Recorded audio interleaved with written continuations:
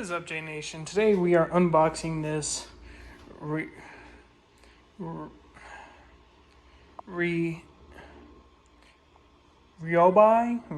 1. Here we go.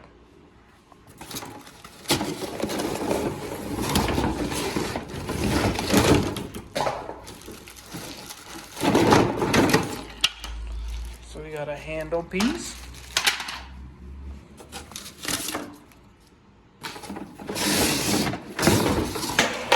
There's our cover piece.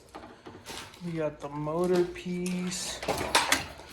And lastly, some other little pieces there. So thank you guys so much for watching my latest unboxing. If you want to see more with the